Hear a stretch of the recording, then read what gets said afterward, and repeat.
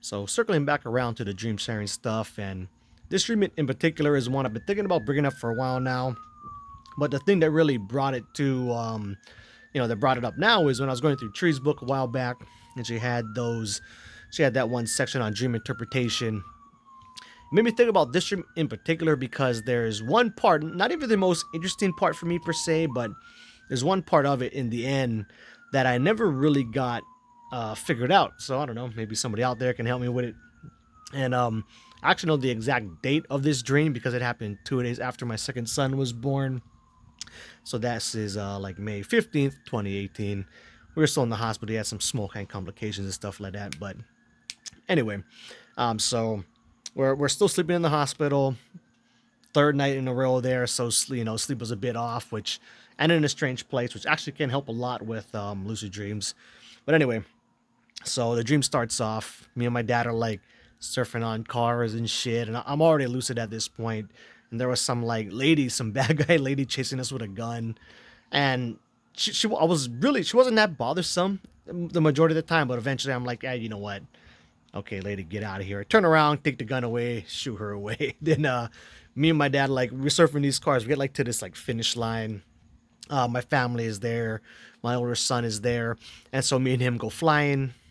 We do that kind of stuff all the time. But kind of cool thing about this dream is we're flying through like really exciting environments. It's almost like we're flying through like the climactic point of some video game or some movie or something like that, and just through a whole bunch of different almost like scenes like that.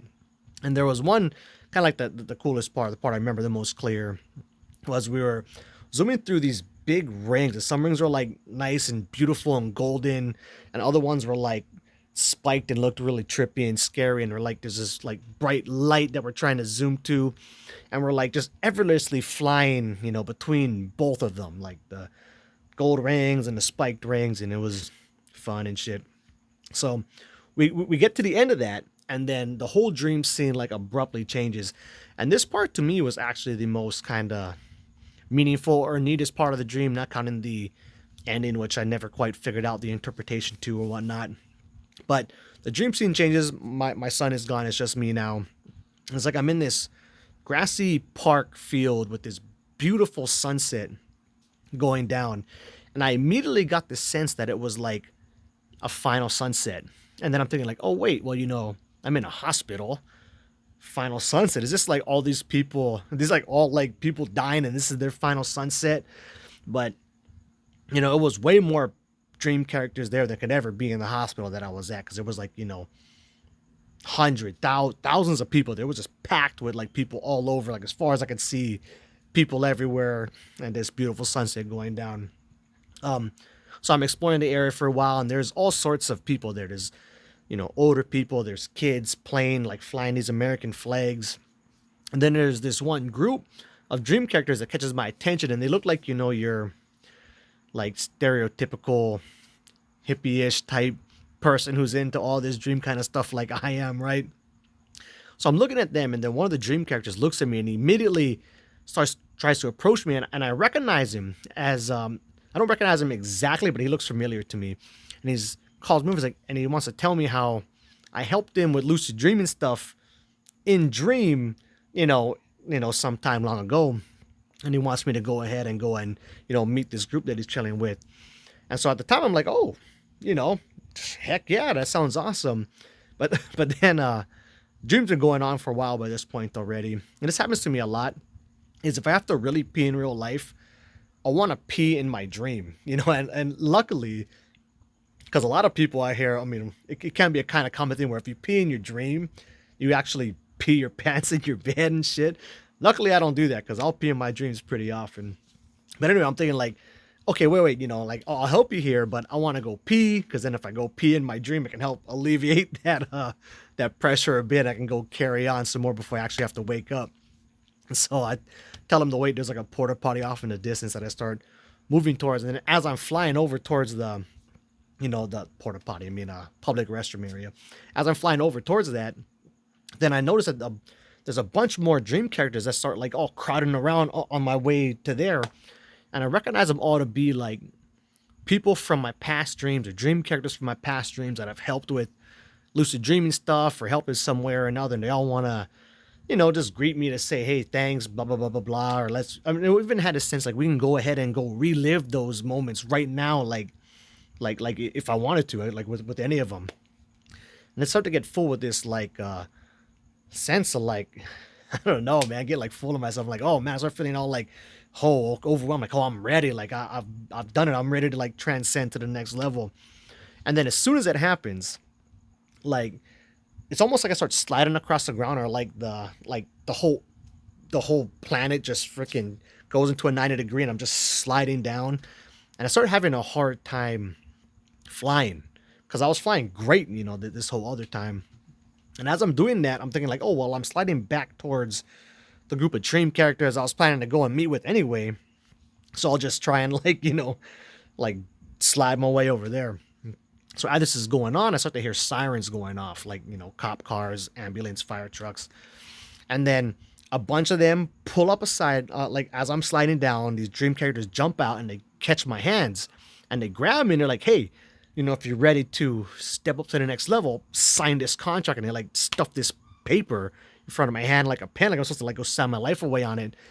And it just caught me so off guard, especially with the fact that I started sliding and kind of losing control, of it when I had great control over everything ahead of this. And I just paused for a moment thinking like, oh, I was going to sign that paper anyways. I'm just normally down to try to see what happens, with shit like that in my dreams. But I hesitated. And as soon as I hesitated, everything changed. The whole dream scene changes. And now I'm on a beach in Lanikai, which is a local beach here, with my brother. And we're talking about names for my son. And we didn't have a name picked out yet. So we were still like, tossing around a bunch of potential names to name him. And so Damien was one of the names. That is his name now. A kind of weird thing was another name me and my brother were talking about was Noah, which is my older brother's son's actual name, who's older than my youngest. So it's like, I would never name my son his cousin's name. Doesn't make no sense. But we were having like a talk on the beach about that too. And then he looks at me very clearly as we're kind of just, going over those two names only. So this part doesn't take long. We're there for like, maybe a couple minutes at most. And then my brother looks at me and says this word to me very clearly. Anapattu. And I'm thinking like, Anapattu? The hell does that mean? Like, we don't know. I mean, that's not like a Hawaiian sounding name or anything. It's not a name that we really, I mean, it's no word, not even a name. It's no word that I've really ever heard of or known before. I'm thinking like, the heck does that mean? And then as soon as I'm thinking that too, I'm also thinking like, I don't want to forget this because it was such a clear, strange thing from the dream for him to look at me and say clearly. Plus I had to pee really bad. And so I'm thinking like, well, I'll wake up, I'll go pee, and I'm going to try to look up this word and figure out what it means, right? So I get up, I go pee, and then I look up the word. And this is the trippy thing, is this actually is a real word.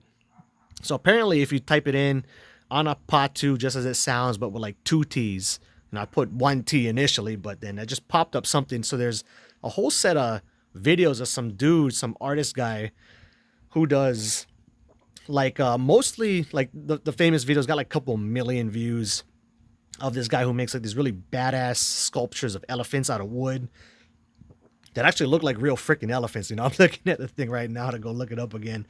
But it was really trippy, it's some artist guy.